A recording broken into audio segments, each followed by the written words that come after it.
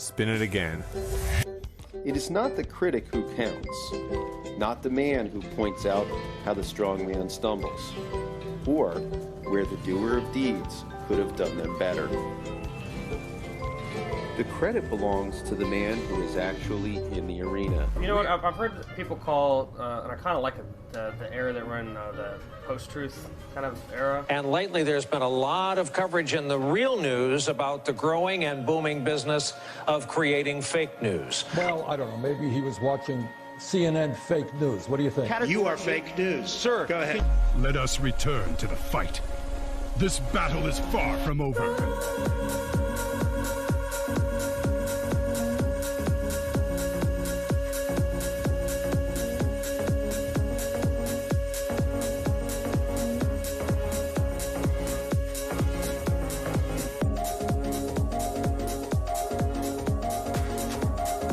Good morning, ladies and gentlemen. Welcome back to another edition of Real News on this Friday. Let me go ahead and apologize to any of my neighbors that can hear me screaming this loud right now, because Shine Buddy, it's a Friday. I'm excited. We got good stuff to talk about. We got great shows to talk about today. We're reopening the economy. We're doing all kind of fantastic things. Buddy, on this Friday, running a little bit late. We got work stuff to do this morning. Work calls, when work calls, duty calls. You got to do what duty calls for. Shine, how you doing this morning, man? You all right on your end? I feel great. I feel so good. I mean, after that like bright, shiny new intro we got, I'm feeling really good for a Friday. I mean, even considering the fact that we're a little late, you know, I feel great about it. Quick Still pause working on the transitions. I can't turn it down and you see Grant and I at the same time. So learning on the fly, but we're having a good time. Quick pause and big shout out to my boy Shine. They were on the other end. That awesome little video intro you saw is all his work, all his handy doing. Man, they look good, dude. We're like every step of the way, every day something new. It's like a Christmas morning for the Real News audience, right? Well, you know, I want everybody to know that even though we don't get paid to do this, this is not a commercial operation. It means a lot to me. So I want to do everything I can to improve the experience and make it look sleek and professional, or, you know, like the things you would watch your news on, or at least as close as I can to the things you'd watch your news on regularly. So always trying to improve, for sure. Greatest audience in the nation appreciation segment here. Let me do some appreciation real quick too. We already have 6 likes on the video. I can't tell y'all how much that actually helps us out when you do that. All right. And for those that know how much that helps out, seriously, thank you for it. The way that tweaks that algorithm when you do likes and comments and shares and all that other nonsense, I don't know, it's like messing with the hive mind a little bit, Shine, right? It's messing with the master Zuckerberg overlord to say like, we appreciate this, so send it to folks. So Daniel, saw you did that. I appreciate that, man. Other people in there, John, Judy's, what's up? Daniel's asking, do you guys put up your pop filters behind the mic? Yes, we did. So when we stress our P's and T's now, you won't hear them enunciate as much as you did previously. Greatest audience in the nation appreciation segment right now. Let us know how you're doing, how you been, anything you need help with, any concerns you have, any shout outs you have, any prayers or praises or any of this type of stuff. Let us know in the comments section. We'll help you out with that. Send us a direct message on Facebook if you just need someone to talk to, myself or Shine. Send us friend invites if we haven't done that already, or send the Real News page in particular, whatever your concerns are. We really want to help grow this community and really want to make sure that Tennesseans, let me stress that, Tennesseans are the ones that are solving these problems, that are helping us grow together, not the government of Tennessee, the federal government or anybody else, right? Doing it ourselves for the sake of ourselves. Last little plug there too. Before I let you know what we're going to be running down the show today, any businesses you know of out there that are innovating, that are wanting to innovate, that want a platform, that are just trying to figure out how to survive during these times, that have cool new ideas, that just need to bring it to the attention of somebody, bring it to our attention. We'll bring it to their attention, right? We really want to make sure we help these people out. Speaking of the economy, my boy Shine, bro, this is what we're starting with today. Hold on one second. I messed up earlier this week in my shout out for my fiance's company, and I want to give them a shout out. It's Urban Horticulture Supply in Chattanooga. Even though they have obviously, like everybody else, have decreased retail business and other kinds of ways that they got paid, they've continued to find work for her to do and continued to pay her, and I really appreciate them for doing that. And I want to say I appreciate everybody, every company who's doing that, because I don't care if you have 5 employees, 50, or 500.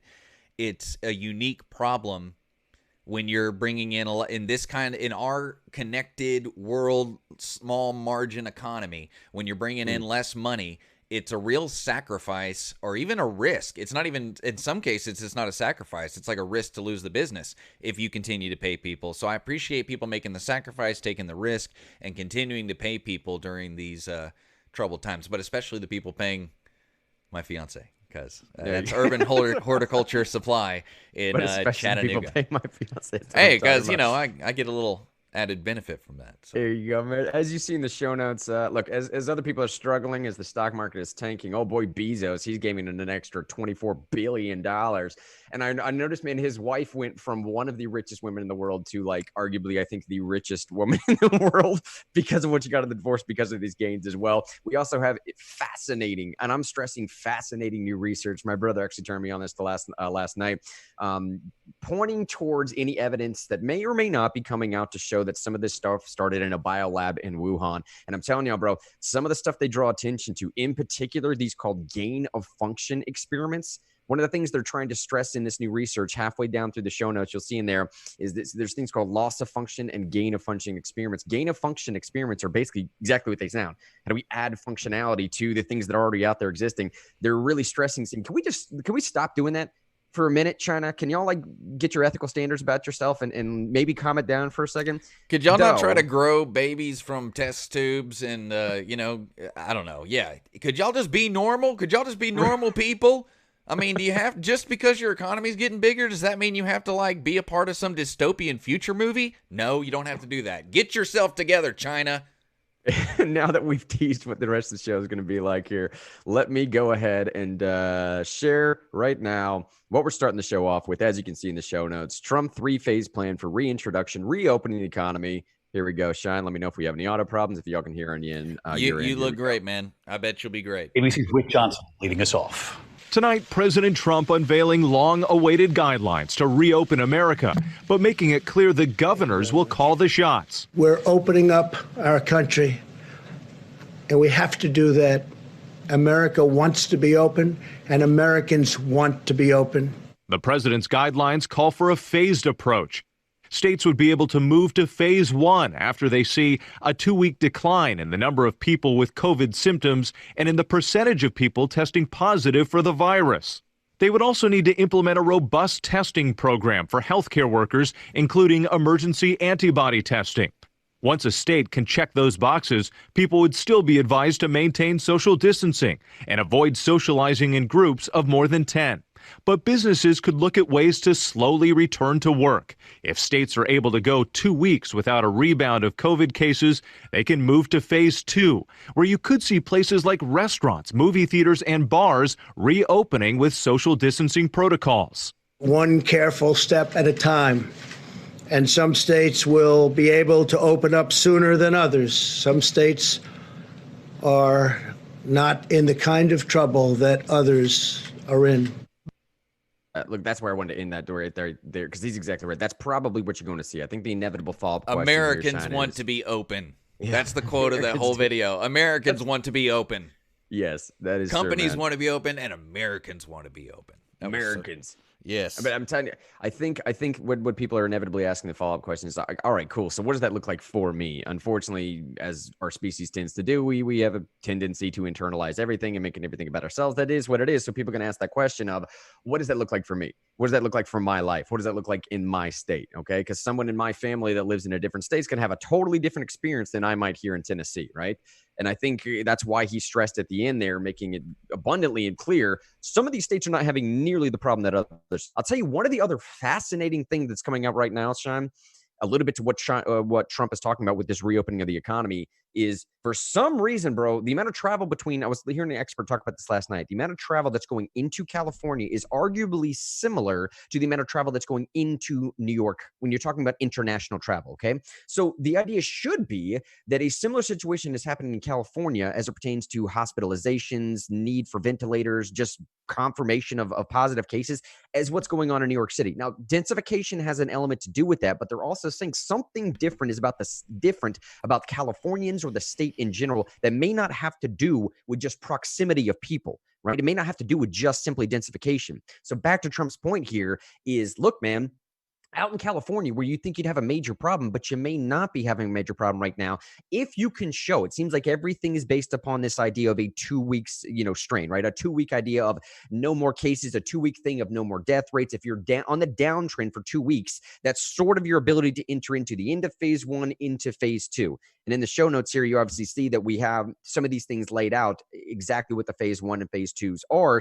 It's all based upon this idea, though, if you have 2 weeks worth of demonstrable lack of activity, if you will, on the healthcare side, no hospital admissions, no positive confirmations of cases or whatever, rolling into phase 1, that has to be coupled, to be clear here, that has to be coupled with an availability for massive amounts of testing. In Tennessee, to Bill Lee's credit, man, he has tried to do some of this stuff. And let me pause and take a slight tangent here, Sean. I was talking to my buddy Sean Chandler, guy who throws out great comments in the chat section here. I was talking to him yesterday, and we were kind of going back and forth and having a great conversation about him actually meeting someone. I don't know how much I can talk about this, so I'll be a little bit coded with my words, but him meeting someone that's working for the police department here, and the amount of efforts that they're putting in on the back end to handle some of this stuff, and just taking a reasonable approach in general to this. And I was saying, buddy, like, it's healthy to keep things in perspective, because I'm seeing that there's a planned rally here in Nashville on Saturday to go protest reopening the government again. And look, is that free TN hashtag that's been passed along? Reopen TN or free TN, or I think it's the reopen movement. Don't quote me on that, man. I may be wrong, but it's something I've similar seen it to that, around. You know I just haven't really dived into it, and it really has developed since we did that day we did the show on the extension of the stay-at-home order from the governor. It developed that day, which was what, Monday or Tuesday, I believe. So it's fairly new, but everything right now, that's why we're doing the show. Everything's moving so quickly. Yeah, right. We felt like we needed to bring the show back to help everyone keep pace, because if you take a few days off, if it's the past month that shows anything, is that if you take a few days off and don't pay attention, the whole world could be different. And I'll even say this: the fact that there's all this uncertainty and things are different and whatever, it's causing people to want to make big moves, because they're like, oh, this is kind of the great reset. So there are going to be things happening on the state level, local level, federal level that could be major changes, and you need to keep up with it. And this is just one of those things. 4 days ago, there was no Open Tennessee movement. Today, there's a Facebook thing and maybe a rally on Saturday. You never know that these kind of things can go quick. In 3 or 4 weeks, if there's a lot of people who are hungry, that could become the free TN riot, not the free TN protest. So things can happen very, very quickly. And that's the reason why I brought it up, buddies, because what you just said, I mean, the free TN thing or reopen TN, whatever it is, and we'll be able to find it here later on. But the thing that's going on, that started just a couple days ago, as Sean just mentioned, right? And the last time I checked, their Facebook event had somewhere close to 150 to 200 participants that were quote unquote checked going to show up at Capitol Hill. Now, here's what I'm saying. Okay, it's not. I understand that would probably happen in Tennessee. Tennesseans feel very strongly about government overreach. But all I'm saying, buddy, is back to what we were talking about before with Governor Lee, at least just keep some perspective in mind, and perspective being what other states are doing. We are not Michigan. That's basically what I'm trying to say. We are not Michigan, man. And the way that Governor Lee has handled this is nowhere near the way that the Michigan state leadership has handled this. Bro, and I have that piece that we're going to get to later in the show. It's in the show notes talking about wait, why can't I go fishing in Michigan? Why can't I buy houseplants at Home Depot in Michigan?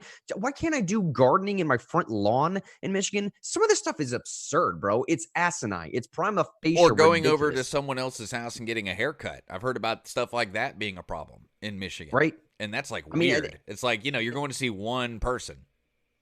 Weird. And that's all I'm asking for is in Tennessee, I strongly support your right to go out and protest and do what you're going to do. I would personally advise that you still maintain and respect the social distancing while you're out there for the 6 feet or whatever. We don't want to continually spread That's this what they thing did in Michigan. as you're participating. They kept social. For the most part, there was a small group of people who did the regular protest thing, but most people maintained social distancing or stayed in their cars. Mm-hmm. You know what I mean? It was a gridlock thing where they said everyone drive to the Capitol and clog up all the roads and honk your horns and hold out signs and things like that. Yeah, man. And as long as you continue to do that, honestly, more power to you for expressing your First Amendment rights. All I'm saying is just keep in perspective that Bill Lee's been a lot better on this than a few other states have. Because that article that I linked in the show notes is fantastic. It essentially gets to the end of the article and says there's no reason at all why you shouldn't be able to go fishing other than just simply people at the top like power. They enjoy the aspect of power. They enjoy just to tell you you cannot do it. So Tennessee is on the good track, buddy. We're on a good roll. We have implementation of drive-through testing of sites that we're going to be able to do. We have already specific designated weekends that we're going to do. Check out yesterday's show notes if you need to see the actual government link of when and where those things are going to be over the next several weekends in a row. You don't even have to be showing symptoms of COVID-19 or rather coronavirus. Sorry, you don't even have to be showing symptoms. You can still go get tested just if you're, I don't know, worried about it or think you might. We want as many people tested as possible is what they're saying. Yeah, that I don't know if that's going to help, though. I mean, we're seeing all these reports that 70% or 60%, or depending on the report, depending on the country, of people who've tested positive for the virus have no symptoms. So, I mean, for right now, there's an anecdotal story about George Stephanopoulos, whose wife is very sick. They both have tested positive. He has not experienced any symptoms, but his wife is very sick. Like, I think admitted into the hospital type sick. So, like, what do you do if you're a person who gets tested positive and you never have symptoms, but like your work tells you to stay home because you've tested positive? Right.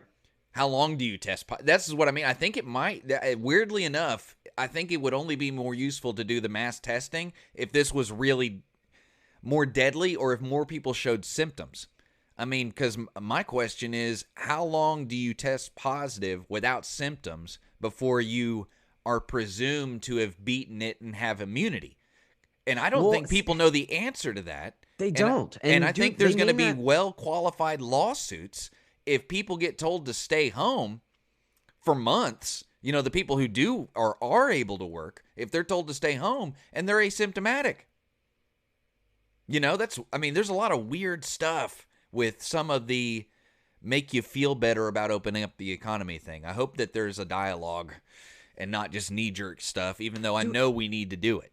No, and I hear exactly what you're saying, man. Again, I was talking to my buddy John yesterday, and we were talking about the exact same thing. And he had a great point, and I was trying to figure out a way to respond to it. He said, my idea was like, look, during this one of these phase roll-ins here by phase 3 and phase 4, all right, you heard what the phases are going to look like, how they're going to be reintroduced. You have to have about 2 weeks worth of being able to show some type of data. Phase 1 is going to, you know, as far as Trump's plan here, it's in the show notes. Check it out. It's going to be reintroduction of restaurants, movie theaters, sporting venues, places of worships, and gyms, as long as they maintain social distancing.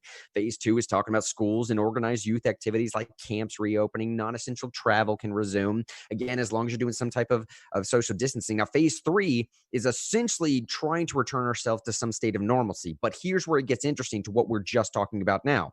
Some state of normalcy coupled with, if you test positive, it's like a lockdown scenario. We're basically talking South Korea style approach here, which arguably is one of the better ways to do it. It's just how comfortable are Americans going to be able to feel with that, right? Because it's one of two ways you do this. We're going to keep the testing going as they are. If you test positive, though, are you going to have the government force you to stay in your home? Or is your employer going to work with you to allow you those 14 days off to try and figure out something to do? Can you work from home? This is the conversation that John and I were having yesterday, where I said, hopefully, fingers crossed here, man, hopefully we'll be able to figure out a way to do this on our own by voluntary basis. And that's going to mean that employers need to be working with their employees to say, bro, if you've been through one of these testing sites during this phase 3 of reintroduction and we catch you, the point here is to catch it as soon as it happens so we don't have the massive spread. That's how South Korea handled their stuff. Frankly speaking, this mitigating stuff we're going through right now is solely for the purpose, maybe not solely, primarily for the purpose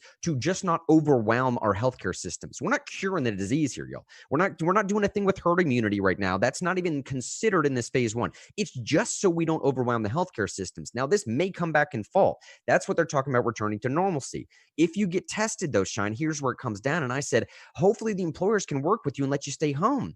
And this is where John hit me with a great retort, though. He's like, look, buddy, some of these employers do not take this seriously unless and until their politicians tell them to take it seriously. That's a real thing, Shine. That is a real thing, and possibly, maybe it's a real problem. I don't know, but he's dead on right when he says unless and until Trump and Bill Lee tell some of these employers to take it seriously, they're not going to let me go home. They're not going to send me home. So there's almost this odd need for government to say something.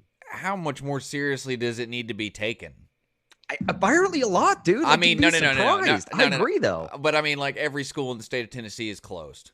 Every sporting event has been canceled. And that's never happened. Even during World War II, that didn't happen. Or at least it only happened like here and there. It didn't happen where the whole MLB shut down. You know what I mean? The Major League Baseball didn't shut down during World War II. So like I don't know how much more seriously it needs to be taken. That's kind of, I don't know. I don't like the whole no one's taking it seriously, blah, blah, blah. You know, it's very, I don't know. Have you seen these people on Facebook who act like they're medical experts? They act like they know everything, and they're going around like posting pictures of people in parking lots and shaming people and stuff like that, talking about people not taking it seriously. I mean, as a society, how much more seriously can it be taken? I mean, that's a real question.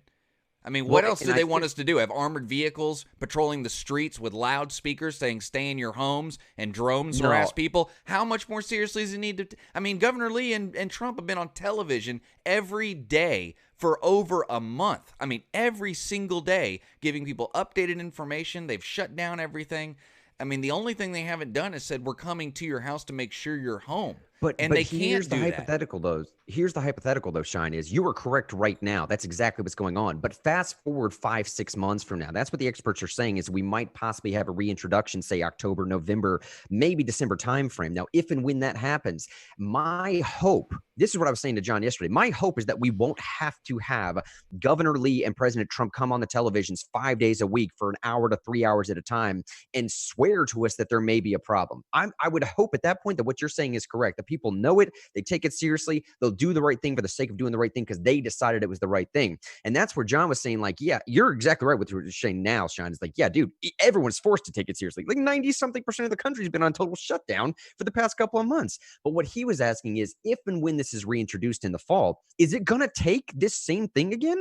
Is it going to take the same thing for, I don't know, President Trump to come on and Bill Lee to come on yet one more time to plead with employers to say, like, dude, if you have someone that tests positive, please, man, we'll give you some type of stipend or something. I don't know. Is it going to take that word from some of them? Because if you rewind this clock about a month or two ago, there were several employers that were straight up saying, I heard of some of them myself, that were straight up saying, unless Bill Lee comes out and tells me to shut down, I'm not going to do it. You know what I'm saying, man? And maybe, shoot, dude, that's their right to do so. But I don't know, man. Like this whole phase rollout thing, I think there are two things here, buddy, okay? First of all, a federal version of a phased rollout is probably not going to work for anybody. And I applaud Trump and I commend Trump for recognizing that yesterday. What you say from the top down is not going to work. There's 50 different states with 50 different population densities. That's one. So it has to be localized, and the more localized you can get it, the better, the more effective it's going to be. Two, it's only really going to be effective, bro, if we have voluntary compliance.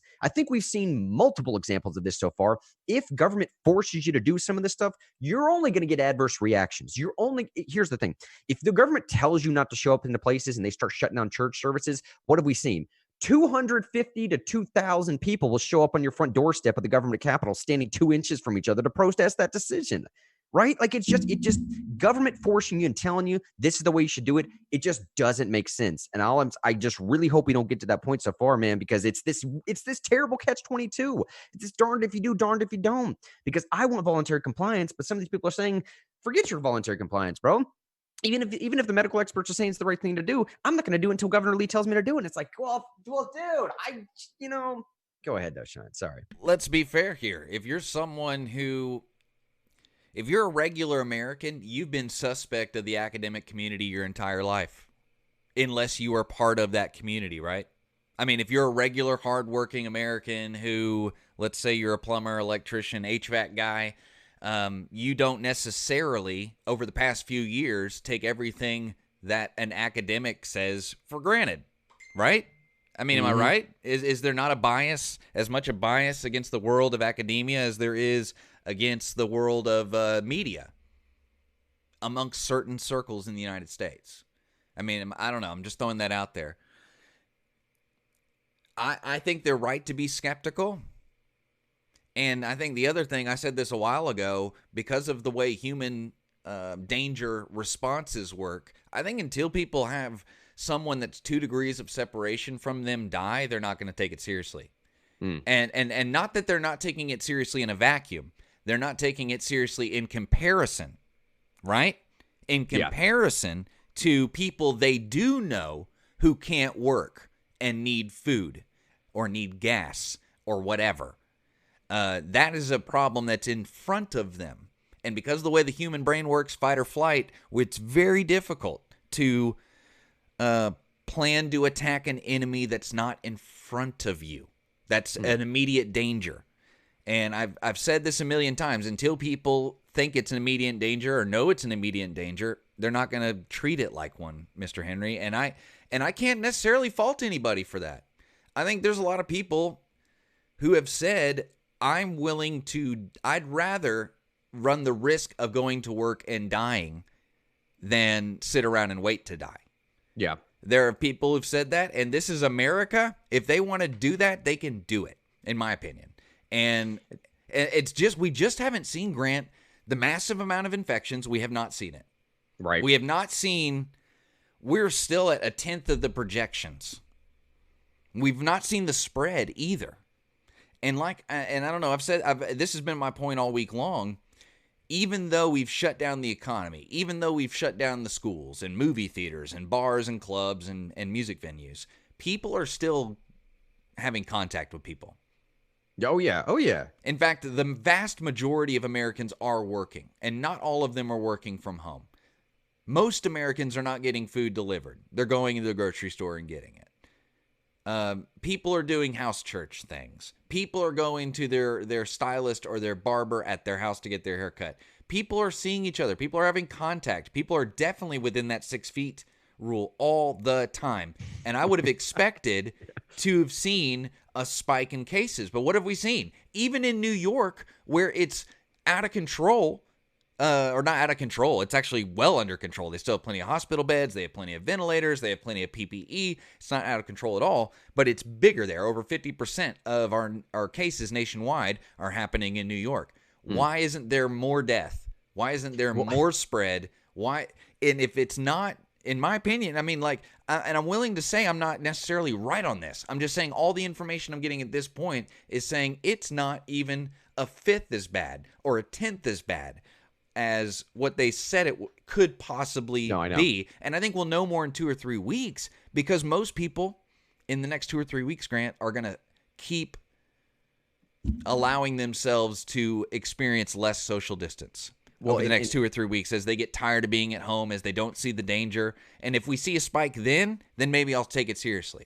Well, I totally understand where you're coming from. And this is a little bit of what we were talking about yesterday. And this also goes a little bit into this headline. Man. And Grant, we should really catch up with the chat. They've been so good in the chat. Man. And find some good ones as I introduce this next sort of segment. Well, first off, on the greatest audience in the nation appreciation, Norm says prayers for Chattanooga and Cleveland area tornado damage on top of COVID nonsense. In fact, we have a close friend who lives in Chattanooga. In fact, the guy who runs the AFP Tennessee page, Josh, great Tennessean, great liberty activist. He's been without power and without Wi-Fi and really spotty cell service, and has spent the past 2 or 3 days helping move stuff out of people's yards and clean up and all those things. So our prayers for all the people in Chattanooga, and especially our buddy Josh. Daniel Snowden says it's not just China, though. The U.S. has bioweapons labs too. Oh, yeah. Yeah.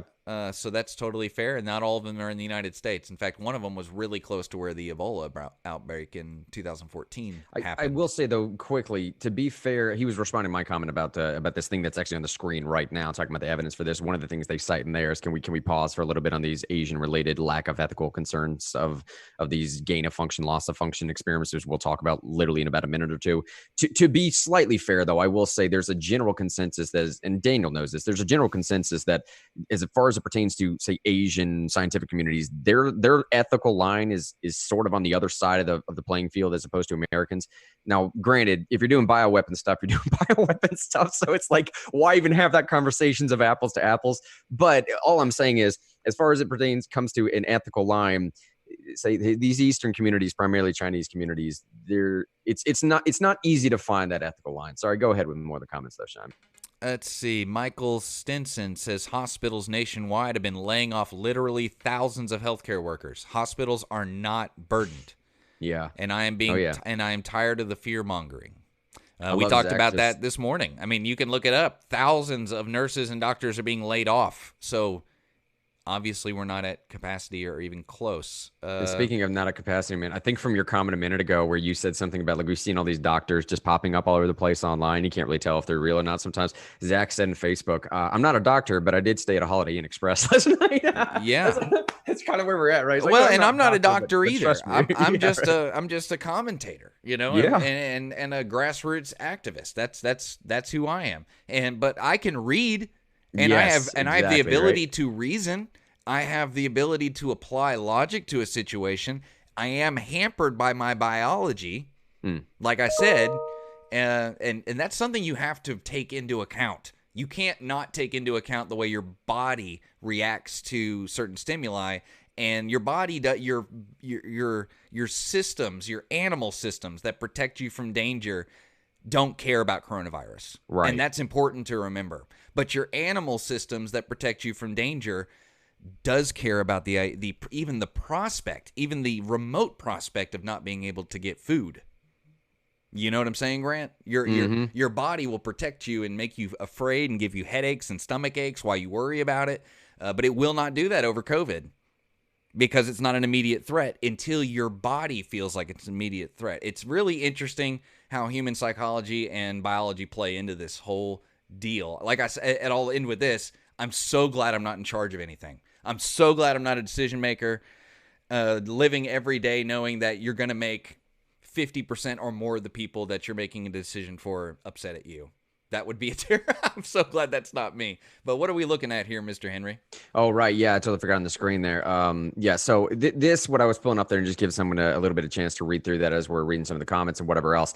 This is where what you were just going into a second ago, buddy, of talking about, look, part of the problem here, I think a lot of people are having of the government.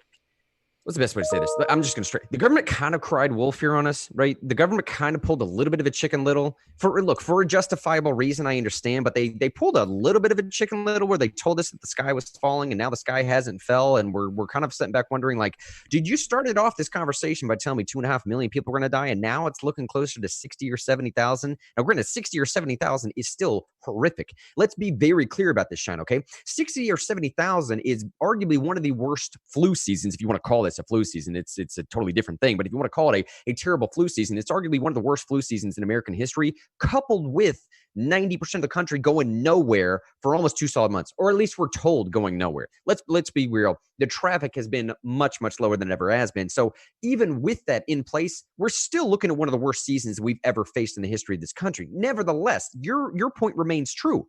We're still sitting on a situation where for months they swore to us that could be in the millions, and then that went to hundreds of thousands, right?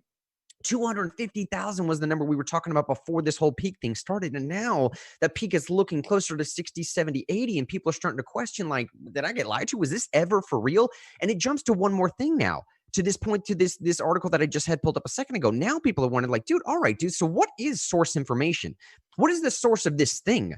Where do we find anything about this? It was originally a Wuhan, wet market, and now there seems to be evidence emerging all over the place that it might be sourced from some biological lab. And it's not like it was a thing where, like, it was intentionally released to destroy the American economy. That might be slightly too conspiratorial for people to wrap their heads around. But think of it this way: like Daniel Snowden just said in Facebook, America has these labs all over the place, or I presume we do. It would be highly logical to assume that we do have these places everywhere. So China probably does too. And it's highly logical to assume that this might have been released by way of just pure negligence. Gross negligence, sure, but negligence nonetheless.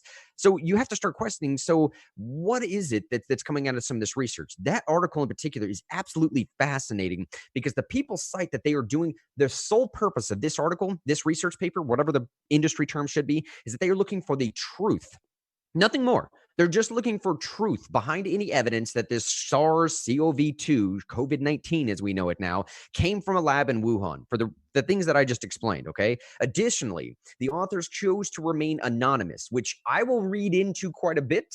My brother who sent me this article, who's like I said before, arguably the most intelligent person I've ever met, to a point where it intimidates you type thing, he will probably not go that far. He's not going to read into some of these things, but I'm saying the fact that these people chose to remain anonymous and didn't tell you where they were coming from leads me to assume that I was actually asking some other people in the field, could you speculate as to the location of some of these people that are releasing this research paper? Right? Usually in the industry, you don't want to remain anonymous. It's highly unprecedented to do that. You want to have your name cited to these releases because that's how you get promotions, y'all. That's how you move up. That's how you show people that if it's good research, if people can build upon that later on, that guy over there did it, he must know what he's talking about, right? It's how you get notoriety. It makes sense in most fields. I assume that's what the play is. Here, if they're anonymous, though, I said, well, can we speculate as to the location?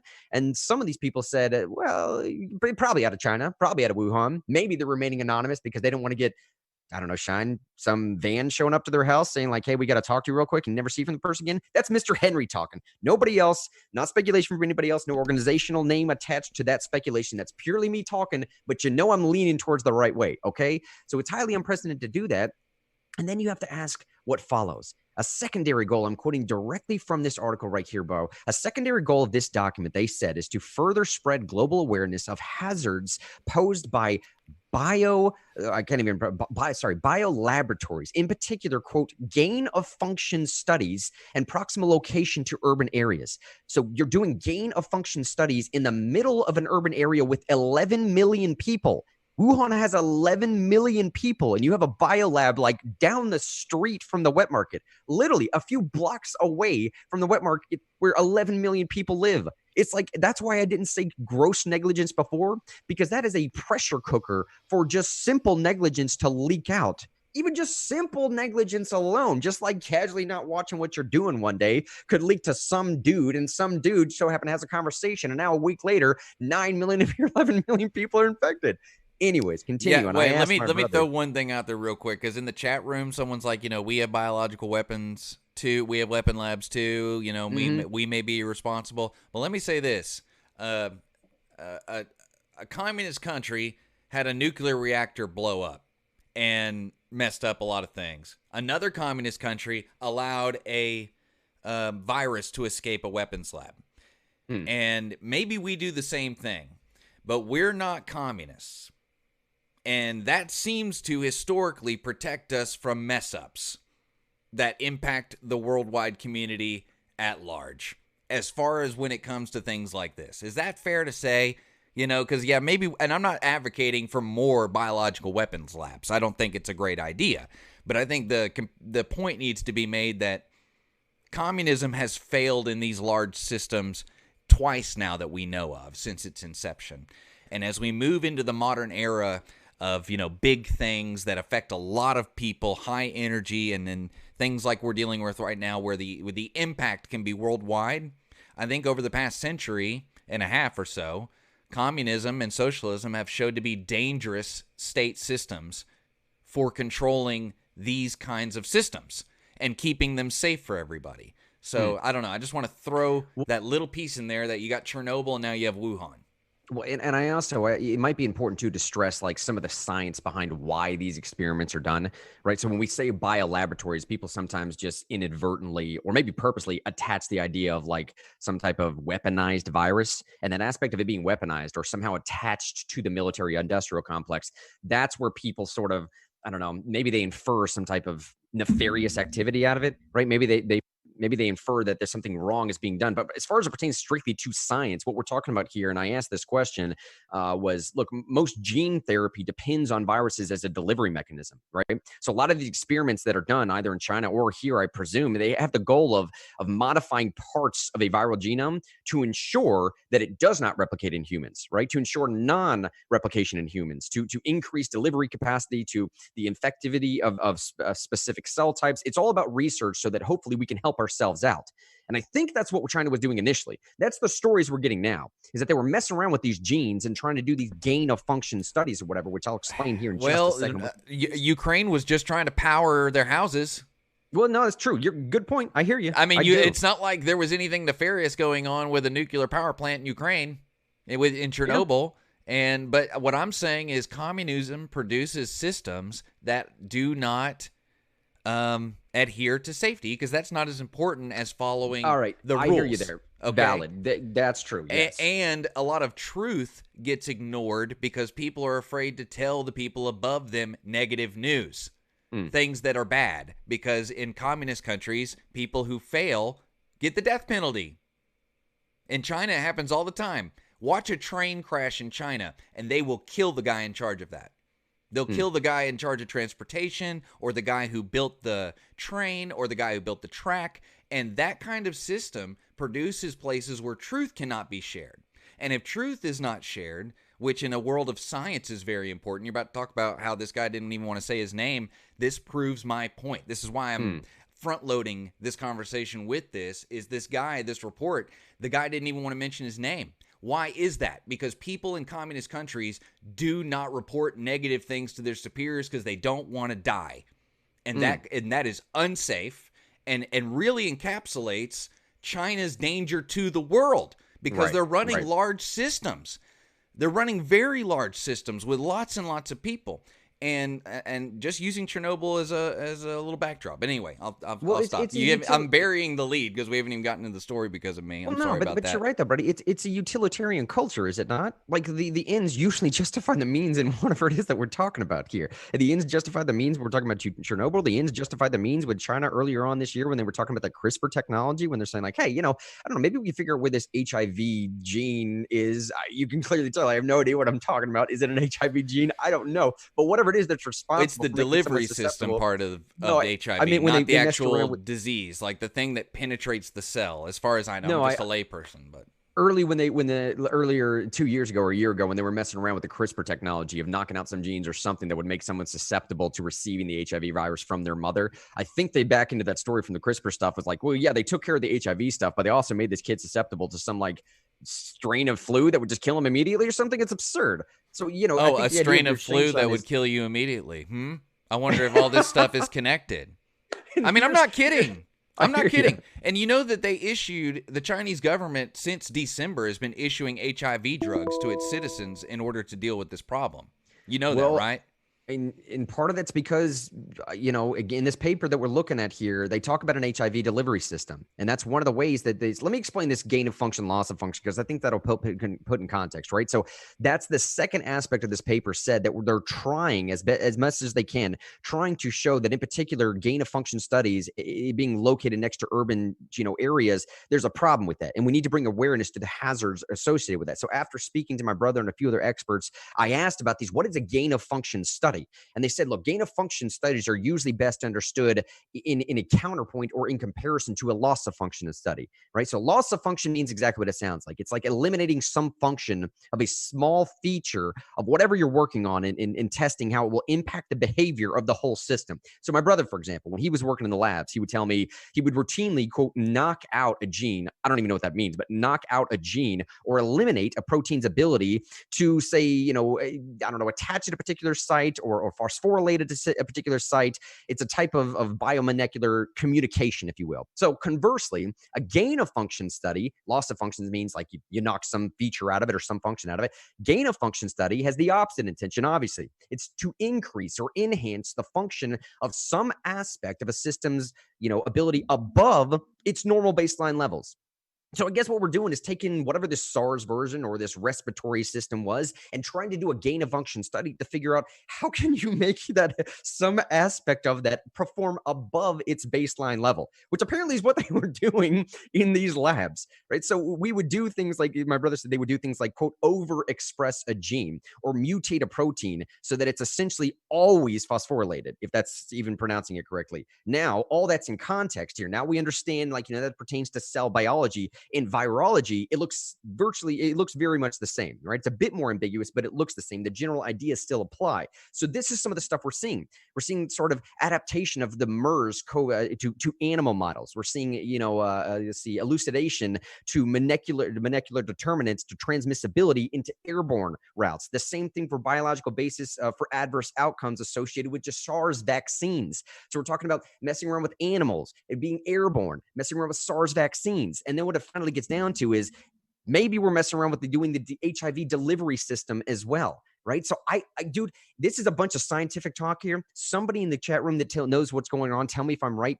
A little bit of what I'm hearing, though, Shine, is like, look, man, we're trying to mess around with the system to say, can we take this respiratory virus, attach it to the way that HIV attaches itself to these cells, the little spiker thing that makes it go in there? How do we mess around with that to basically manipulate this so that it performs better than it would normally function? Can we do some like weird cross hybrid of like an HIV attachment thing with a spike into it so the virus inputs itself with over? And I guess the purpose behind that is, I asked, like, so why would you do that, man? Why? That only seems like it can end bad. But again, the idea, I suppose, is if you do it properly, it's to show that it's to make it non-replicable in humans. So if something like this does organically release itself, then it's fine. Or to increase delivery capacity or something. I don't know, bro. But this is the type of stuff that I'm saying. Now that we're understanding that this type of stuff is coming out of some of these laboratories or whatever, it's like, dude, so hold on, man. Now, does that increase or decrease the responsibility for China? Does it increase or decrease? Were they trying to do it for a noble reason, or did they just not care, bro? Because they put in a city of 11 million freaking people and didn't tell anybody that, by the way, this didn't just like come out on its own out of some wet market. Like, we kind of developed this. You get what I'm saying, Shine? Like, we kind of put this together knowing that it's possibly going to perform better, i.e. worse, than you would ever think anything could come up by itself.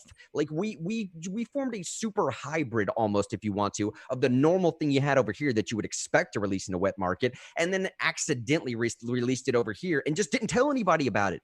Does that not heighten the awareness for people? Does that not make it even worse for people to try and figure out, like, dude, China's culpability now with this thing, bro, is astronomical. If any of this is true, let me stress that hard, and then I'll kick it to Shine for a response. If any of this is true, as some of this stuff coming out of this lab is exactly what happened, the culpability in back of China is like, bro, seriously? It's one thing not to tell me. It's a totally different thing not to tell me that you guys developed this in some lab. You didn't purposely release it, fine. But you develop it in some lab knowing that it's possibly worse than anything we've seen previously, man. That is just unforgivable at a minimum. Go ahead, Sean. I totally agree. That is unforgivable. I doubt that they were doing it to save the children.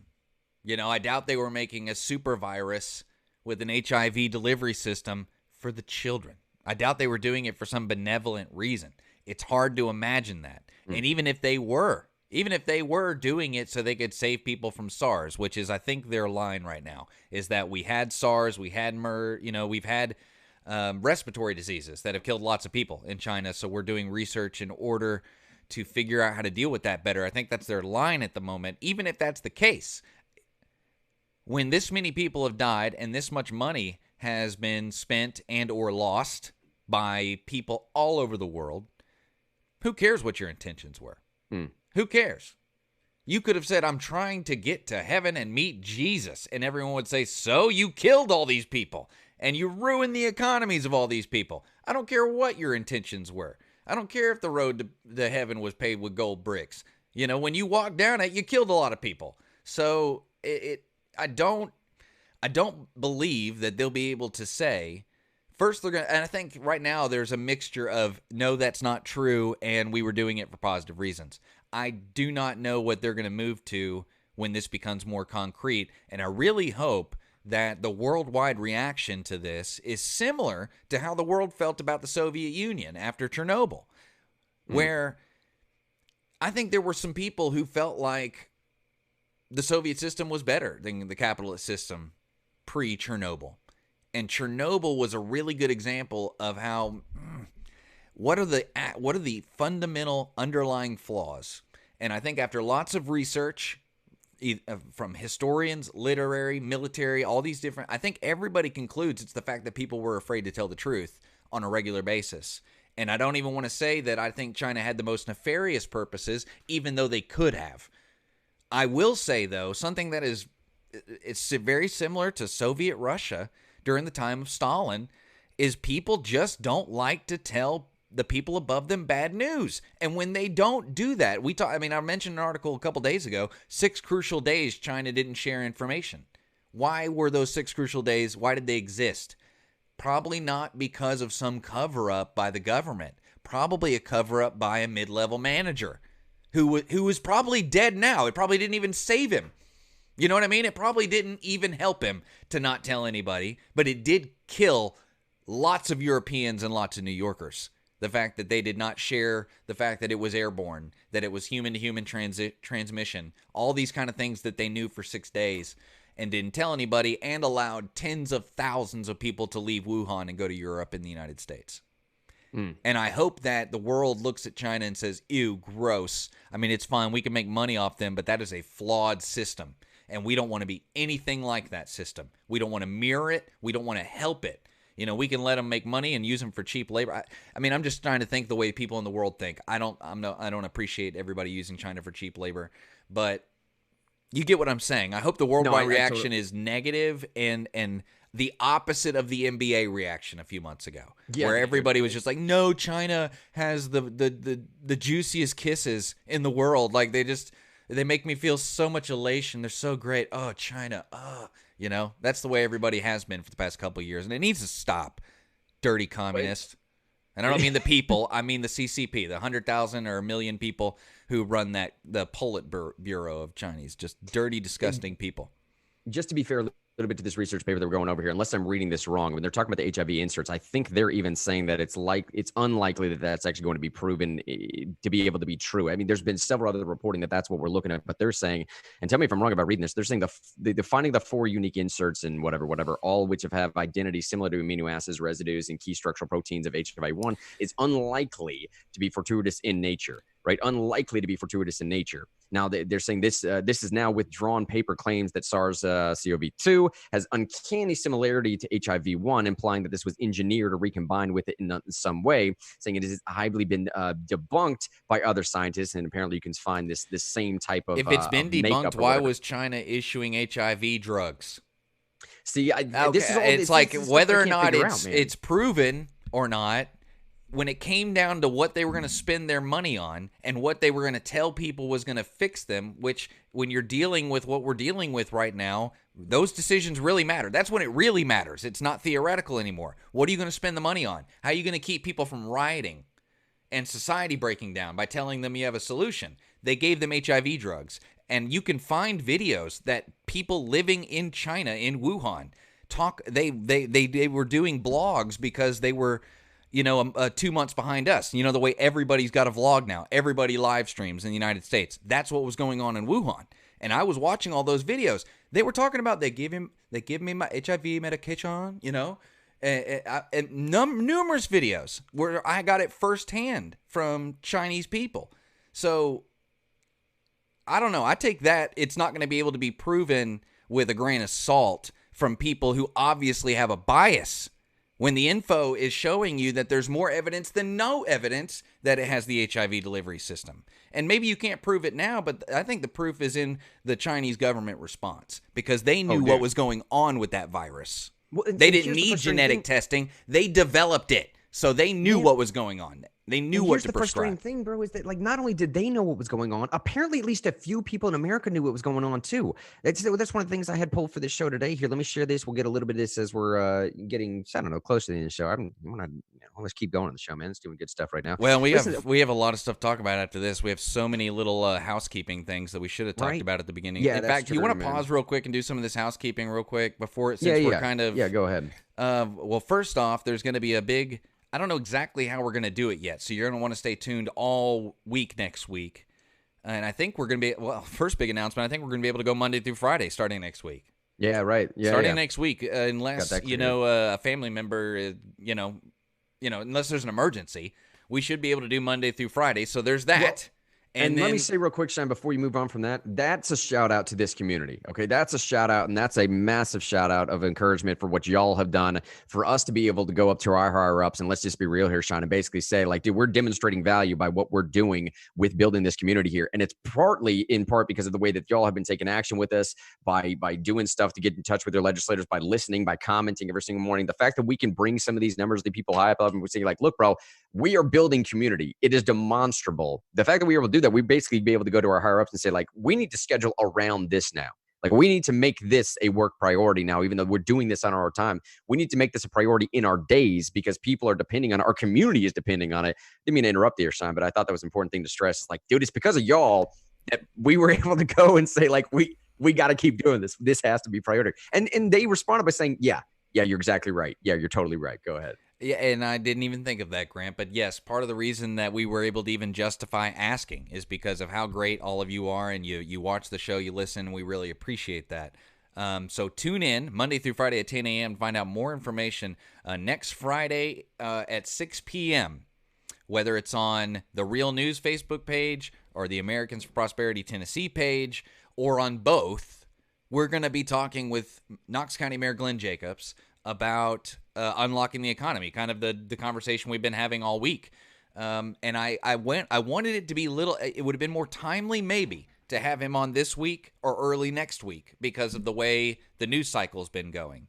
But I kind of feel like this is the initial backlash to the quarantine, and there will be a more rational approach after people give out some emotion about it. There'll be more of a thinking approach and a debate, and that's the kind of thing we want to have next Friday, where not even a debate, where we just ask questions based on, because this guy's getting Knox County Mayor, almost called him Tim Burchett. Glenn Jacobs is getting briefings. He's working with the Knox County Health Department. I'm sure he's in touch with the governor, who's in touch with the president and the White House. So there's lots of information that can be passed along about how we can do the economy thing safely. We can talk about the disease a little bit. We can talk about what this looks like when it's all over, but it's a conversation you're going to want to be a part of.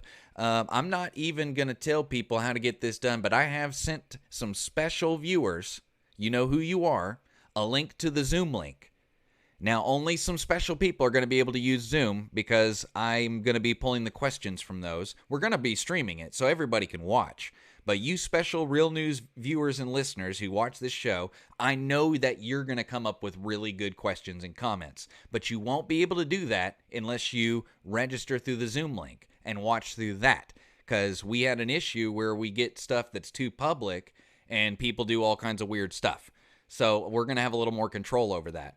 But if I've sent it to you, please register, and that'll be how you can be a part of the discussion. Now, also, Mr. Henry's got some info on next Thursday. You're going to be talking with a member of the Nashville City Council or the County Commission? Yeah, that's right. It's a Metro Council member, Steve Glover. I hope I may comfortably be able to say I'm pretty sure he's the only conservative on the entire board there. And if there's somebody else out there, someone in the chat room, correct me and tell me I'm wrong. But Steve Glover is a diehard go-to guy. He's great with this stuff. I've spoken to him on several occasions. We're talking a close to 40% property tax. Now, these numbers are still being thrown out there right now as to what's going to be considered and what's not going to be considered. If you want to help us out with that, one of the initial ways you can do that is sign that little, it's a letter directly to these Metro Council members. It's on the Real News page. It's the first thing pinned to the top of the page. That goes directly to stating, hey, before we consider a 40% property tax increase, because we obviously have the tornado stuff to deal with and the unemployment claims to deal with, can we talk about cutting some wasteful spending first? I mean, you guys are already getting a substantial amount of revenue increase for the 100 families per day that are moving to Nashville. Can we settle that down? So part of the information that's in that petition out there, we're actually going to be having a full-on interview / conversation dialogue with this guy, Steve Glover, who's going to be breaking some of that down. He's an intimate knowledge of the history behind this, what's being proposed and what's going forward, and arguably some of the reasons why we need to fight this in the Nashville area. Because look, dude, if Nashville's considering it, it's not too far down the road before Kincannon out y'all's way does something with it, before maybe Memphis picks it up, and before some of these other little smaller areas fly under the radar and think hey, we can get away with that too, right? A couple cent raise here and there, and nobody's going to notice type thing, and then it'll get us a couple extra $1 million. We'll have a heyday with it, right? So, all that stuff, man, we're just putting stuff together left and right. I'll trying to make moves over here, buddy. Absolutely. I think those are the three big announcements. We're going to be able to go Monday through Friday at 10 a.m. We're going to have Glenn Jacobs Friday at 6 p.m. on either this channel or the Americans for Prosperity Tennessee. So if you're not a like or a follower on Americans for Prosperity Tennessee, go ahead and do that so you get the alert so you can at least watch it. But are you going to do the same thing with Zoom for the Nashville City Council? Mr. Glover, you're gonna do the same thing. Yeah. So I'll send that Zoom out to a lot of people, and I think we'll be Facebook streaming that on somewhere else as well too. But the Zoom one is probably where that's how you can interact, because we're not going to pay attention to the Facebook chat. There's too much weird stuff going on in there. But those of you who are listeners, viewers, like if you're watching right now, you're a regular commenter. If you haven't gotten the link and want it, send either a private message to Grant or I, or a real news message.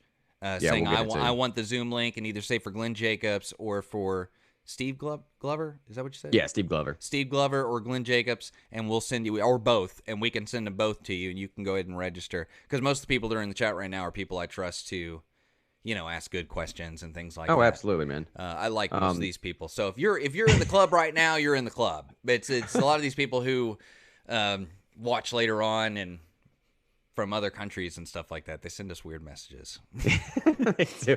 But I do appreciate that we have that many people watching them. We do, yeah. Yeah, 90. I think it's 90% of our people are from Tennessee. But then 10% is from all over the place. I mean, everywhere from South Africa to Bangladesh to France. So, but anyway, Mr. Henry, you want to pull that video back up and we can get back to the news. Thank you for dealing with that, everybody. We got to keep you informed about what the show's doing too.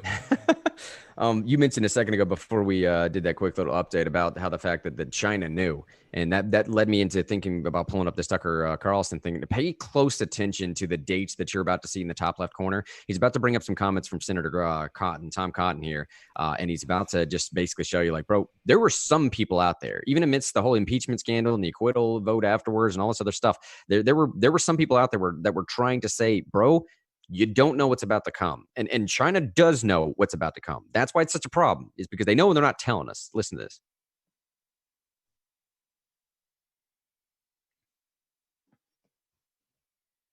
Grant, we're not getting any audio on that. Good call. Hang on. Sorry about that, everybody. There's a million little buttons to push to make all these different things work, and every day we forget to press one of them. I'm really thinking about buying a fader and, or an analog board and running it that way, because, this can be a little frustrating, but you got it? Here we go. Yeah. Been following for months on this show. From the earliest days of the coronavirus outbreak, honest people who are paying attention noticed something strange about this epidemic. This mysterious new virus did not arise in the way you'd think it might from some obscure, lightly populated place, an African rainforest or a remote Indian village. It came instead from the middle of a city of 11 million people, Wuhan, China. Now, you may never have heard of Wuhan, but it was well known to researchers around the world because it was home and is home to one of only a few dozen advanced level 4 biolabs on the planet. The Wuhan laboratory was used for research on some of the deadliest pathogens known to man. As it happens, this facility was not far from the so-called wet market. Now, pause for just a second here, Shine. See that picture that he's putting up right there? Right? One of the deadly viruses known to man. This is exactly one of the reasons why I pulled up that research paper before, because this is exactly what they're talking about. They're saying this is part of the problem with doing these gain of function experiments in the midst of what you're looking at on the screen, of that level of density, of only a few places on the planet, Tucker Carlson just said, that actually have the capacity or availability or allowance or whatever the word you want to use is to do these experiments, and you put it right there. Are you kidding me, dude? What did you think was going to happen eventually at some point? I don't necessarily know if that's true. Hold on, pause it real quick, Mr. Henry. Yeah, go ahead. I think we have a level 4 lab in Austin, Texas. Do we? Yeah, I'm pretty sure we do. You can double check me on. Dude, you can double check me on that. But we also, most of our nuclear power plants are next to rivers and oceans. So it's a thing where no matter where you put something dangerous, it's dangerous for the environment it's in. Now, but you would think that wouldn't a level 4 weapons facility be better in a desert or in a mountain or underground somewhere? But then I guess you still have the same problem of people leaving the lab infected. Possibly. Yeah. And going to wherever they live, because you can't have people live in isolation and work in these places. Right. I mean, you pay them too much money, they wouldn't do it. They just go work in the private sector. You know, you would just hope that if we had those same things in America, located to that level of population density. I mean, shoot, dude. I mean, even if you want to say that if it's in Houston, which it probably is, if we have one, Houston, Austin.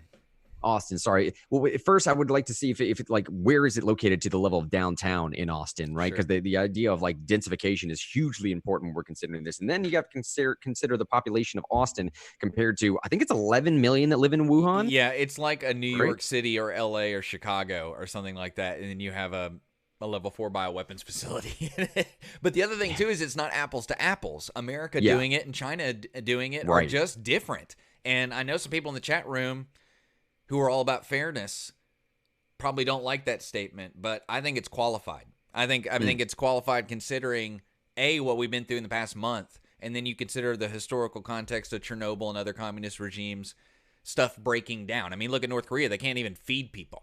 You know what I'm saying? So this is just, to me, it should have been obvious that a communist country shouldn't put a level 4 bioweapons lab in the middle of a city. You know what I'm saying? And I know that. It sounds a little bit hubris to say that that's not a danger for America. It definitely is, and that's why they follow, I'm sure, lots of rigorous safety protocols. But there also isn't a wholesale seafood wet market a mile away in downtown Austin. So that's another thing, too, is, we don't have 30 million cavemen people living in our country. And that makes a difference. Michael says in Facebook, HIV, Spanish flu, COVID-19, they're all manufactured viruses, as well as the spread of Lyme disease, as well as the West Nile virus in recent years. And Zach says, importantly in Facebook too, there's also been a lot of work done to modify viruses to go after cancers, right? And that's what I'm saying. It's like there's two sides to this particular type of coin. Okay, there's two sides to how we're working on, what are you working on. As with most noble pursuits, bro. I mean, like nuclear energy can provide us sustainable energy, or it could blow up the freaking world, man. I mean, either way you go with it, sometimes the pursuit that begins noble can be turned into something perverse with just the simple switch of a flick of a switch or something, man. Or maybe just somebody getting in there for the wrong reasons, the wrong motivations, the wrong aspirations, man. I mean, I don't know, but I'll continue with Tucker Carlson here because I want to get to what Tom Cotton says. Here we go. Kind of an amazing coincidence if you think about it. Was it actually a coincidence, or was there a connection between the research lab and the outbreak? It seemed like a question worth asking. Unfortunately, we live in a political climate in which asking questions is greatly discouraged and obedience is prized. And so speculation about this remained private, mostly online. And then in February, Senator Tom Cotton of Arkansas said it out loud. A few miles away from that food market is China's only biosafety level 4 super laboratory that researches human infectious diseases. Now, we don't have evidence that this disease originated there, but because of China's duplicity and dishonesty from the beginning, we need to at least ask the question to see what the evidence says. We have such laboratories ourselves in the United States, run by our military, in large part done for preventative purposes, or trying to discover vaccines, or to protect our own soldiers.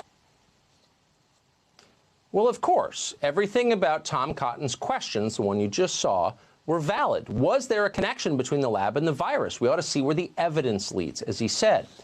But the people who are paid to follow the evidence refused to do that. Right. And see, now all this stuff comes full circle. Now we're looking at it as almost as this like weird providential puzzles that have been put together in the back end for us. Of like, if we had just listened a little bit more to Tom Cotton, if we had just like listened to just the logic of what he was saying, I cannot stress enough of during this day and age, please burn off that cult of personality stuff. Even for some of my Trump supporters, please just burn that off a little bit. Please stop listening to who is saying what and assert everything to the last name or the letter in front of that name, if it's an R or D, before you give it attention, okay? Because I'm telling you, if we would have just listened to the logic of what Tom Cotton was saying, like, look, I know there's a bunch of impeachment stuff going on right now, but we all know we really can't trust China's information, okay? You do realize that, right? We get it that you can't exactly trust what China has said to us before because of, I don't know, fill in the blank for any given reason. We all also realize that the WHO is highly aligned to both China and Bill Gates, okay? So we probably can't trust a lot of what's coming out of there. And the one thing we do know is that they have this biolab that also so happens to be coming out of the same place that now we have confirmation of some of these viruses they can't exactly cite that's ever been introduced before.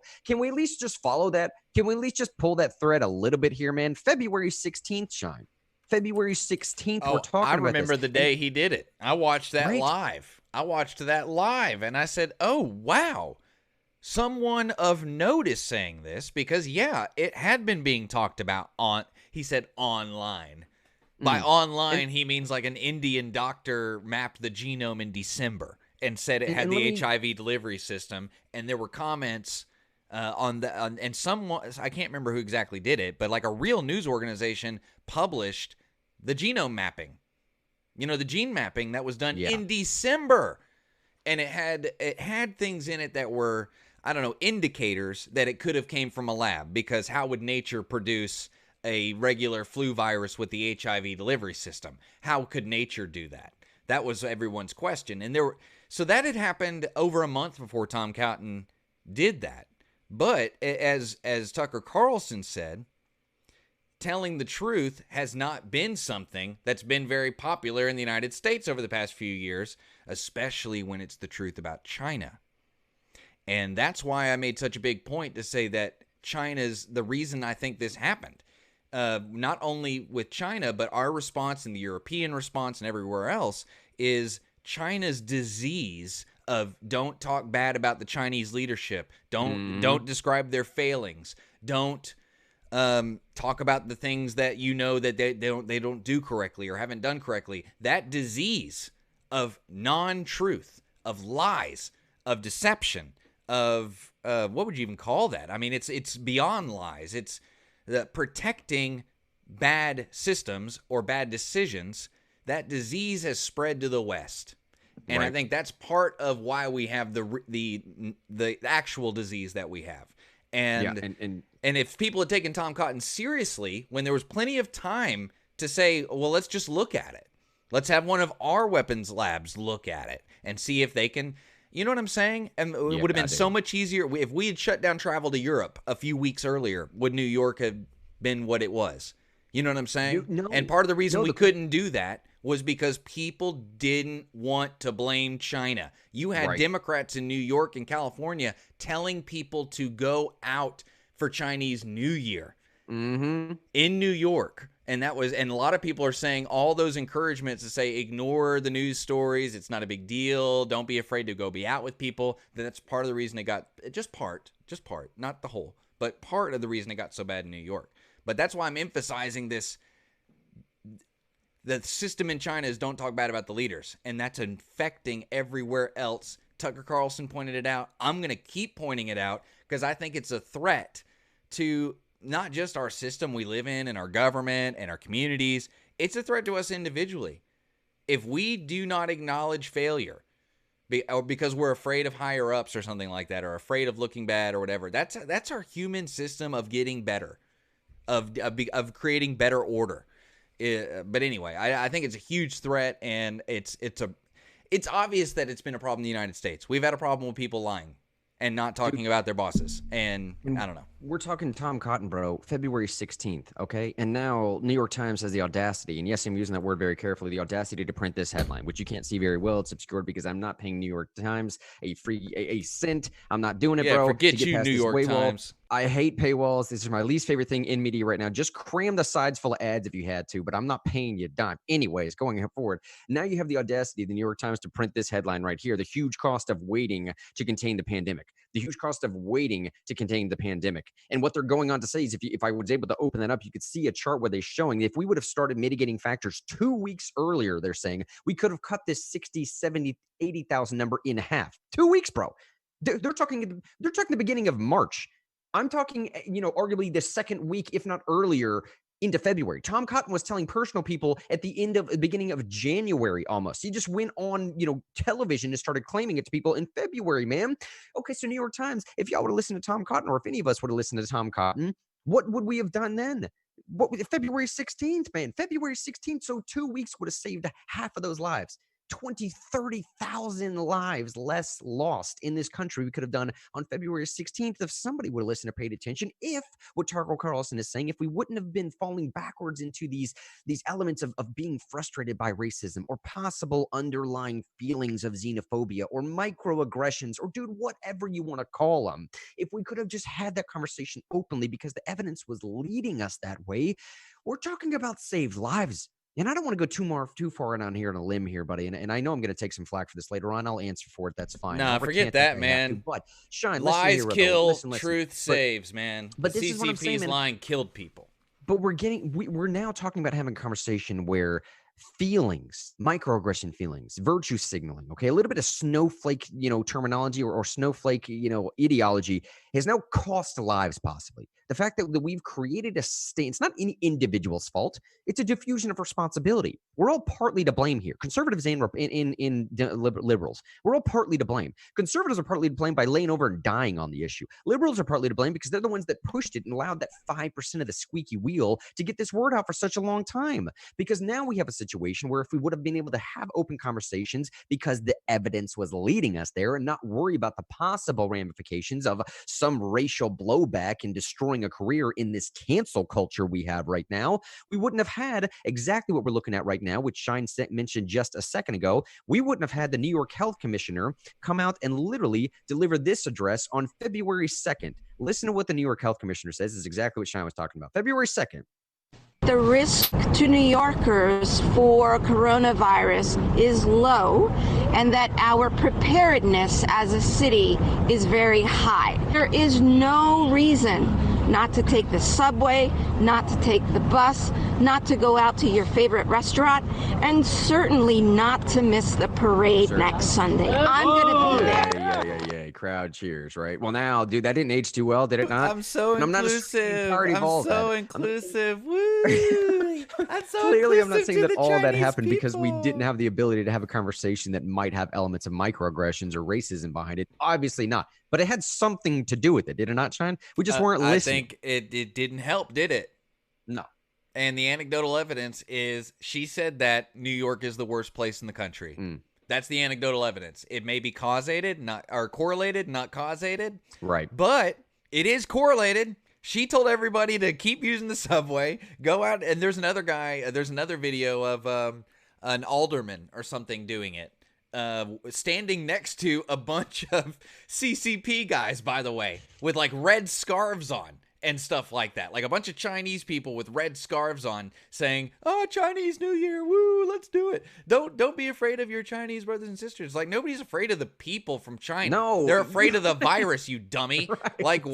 Like nobody is thinking about being racist or xenophobic. They're thinking about not getting sick. But exactly. I think it's interesting that there is a functional similarity between social justice, identity politics, culture, and the lack of truth that comes out of that culture because of the fear, and the Chinese government communist system of through fear, a lack of truth happens. I think it's totally reasonable to draw the similarities between those two cultural systems and even point out that they probably have the same root in Karl Marx, because Karl Marx talked extensively about identity politics and using that as a way to foment the revolution. But let me pull back from that and just say there's a lot of similarities between cancel culture, identity politics, don't speak things that are true or have honest discussions out of fear that there may be repercussions because you're not saying the right thing or you're having wrong think. You're not thinking the right thing. You're not saying the right thing. That's very similar to China, just without the authoritarian hierarchy over the top of you. You know, it's dispersed. But, I mean, a lot of those people will tell you straight up that they are ready for the revolution. I mean, go read some of those Twitter accounts, the X for Bernie, when he dropped out earlier this week or last week, whenever it was. They're ready for the revolution, and they use that language all the time. They love Chairman Mao, they love Stalin and all that stuff. But I just wanted to point out there that there's similarities in those two systems, and by extension, a similarity in the danger that those systems pose to society. When people can't have honest discussions, when people can't express themselves, yeah, you're going to get some people who say some dumb things, but you're going to be safer. I mean, part of the reason we invented a republic was so that we didn't just diffuse the power because one person having all the power is dangerous. It's also unpractical. It doesn't make any sense for one person to have all the power, because you need people, different kinds of people who have different experience, who are exposed to different kinds of knowledge. You need those people arguing about what's important, because what's important changes all the time. And you need people to be able to have those discussions, to allocate resources, give guidance on what things should be done and how they should be done. But the not being able to have honest discussions is a fundamental danger to our society, culture, and even our government. And I think it's just too weird that the similarities between social justice, identity, culture, and communist China produce the same results.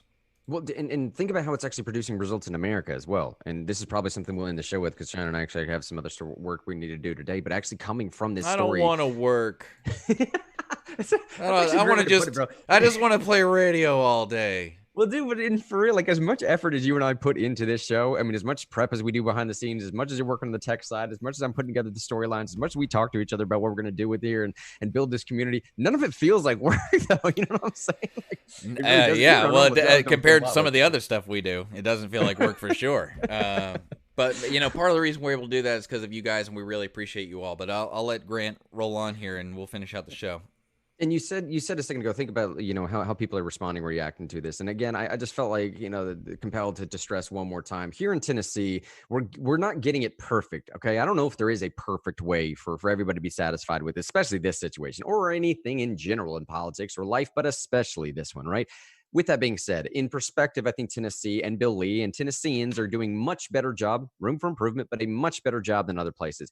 That article I linked before, it says, why can't you go fishing during the pandemic? It's specifically talking about what's going on in Michigan, okay? What's going on in Michigan is a good barometer, I think, to use as to how ridiculous some things it can get. And you were talking a second ago, Sean, about how sort of this pervasive nature of how some of this political ideology or just simple worldview is now bleeding into the response of a lot of say, leadership right now. This article breaks down a lot of good of that. And this article, the author goes on to say, common sense is exactly what has been lacking throughout this pandemic. This has been true of nearly everyone in a position of authority. Telling people they cannot engage in ordinary, wholesome, totally risk-free activities is not, as Whitmer recently put it, the best science. It's not any kind of science, he says. It's an approach to the virus grounded, he says, an approach rather to the virus grounded in science, as opposed to this omnidirectional prophecies of doom, would consider the question of why serious infections appear to be acquired in the hospital, not from playing T-ball. He goes on to say it would ask what it means that there is no meaningful statistical relationship between the speed with which states have shut down and death totals testing.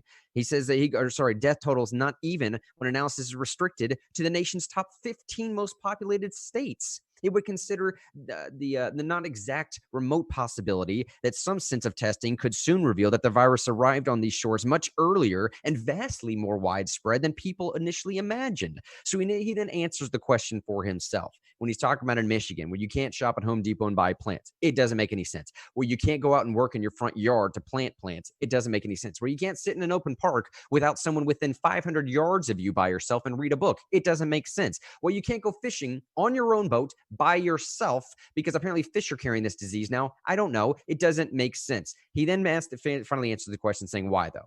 Why can't you go fishing in Michigan? He's simply inclined to say that the only explanation for bans on motorboating and reading alone in the park is spite. Pure spite. Plain and simple, he says. The delight of people in positions of power taking to punch down because they can, and they get their jollies from it. He said this is not, of course, incompatible with the notion that our politicians are foolish, unimaginative, and largely immune from this disastrous consequences of their own bad decisions. If you are not persuaded by this account, he asks, just ask yourself which is more likely, that when excitable public officials are allowed to take sweeping actions of a kind never witnessed in the entire history of common law jurisdictions, true, where things like basic freedom of movement existed long before America was even an idea, true, they will sometimes abuse their power. Or is it more likely that apparently even the fishes have this virus? I don't know, bro. I mean, I go as far as that guy did, that I don't think people are doing this out of just pure spite, but I will say this much, man. Reacting out of pure fear will get you something close to that. Is that right, Sean? Reacting out of pure fear alone will get you something pretty close to this standard of not being able to accept reality for what it is. And the more you play into that fear, buddy, the more you allow yourself to be overwhelmed by that fear, the more you allow yourself to even be encouraged, dare I say, to act upon that fear, the more you create this fabricated world that has nothing to do with what's actually happening. the more you create this fabricated reality that you continue to survive in and exist in, and you try and figure out how to get yourself out of when you yourself are the one that's created that. If you would just turn and talk to your neighbor, reach out to your fellow man, do something nice, call a family member you haven't called from before, talk to somebody else that might have a different perspective. Do like my buddy John Chandler did yesterday and run into someone in law enforcement that might actually be working on this, possibly even at the top levels, and see how he reacts to this thing. See how people on the ground, talk to a first responder, talk to a nurse, man, talk to some of your people living around you. A localized response, localized stories are not only going to make you feel better, it's the way we get over this situation. Let me do this one more time, Sean. I'll give you some chance to sign off here in a second too. One more time. Can we please burn off the cult of personality, right? These people in general, select individuals are not going to get you through this. You alone, your people, your God, your collective nature, the people that you buy into and that you help out with the things that you do in your daily lives. Think about it one step at a time, one day at a time. Don't get so complex with what's going to happen 2 years from now. We'll figure that out, man. We got to figure out today the blessing that you've been given specifically on this day to make something of yourself and to make something for your neighbor as well, too. Shine, let them know what's up. We'll sign off here in a minute. Absolutely. Well, I want to thank everybody for watching and listening today. Sorry that we were a little bit late, but starting next week, it's not going to be a problem anymore. Starting next week, Real News will be live Monday through Friday at 10 a.m. And also, go ahead and send us a message if you want to be able to,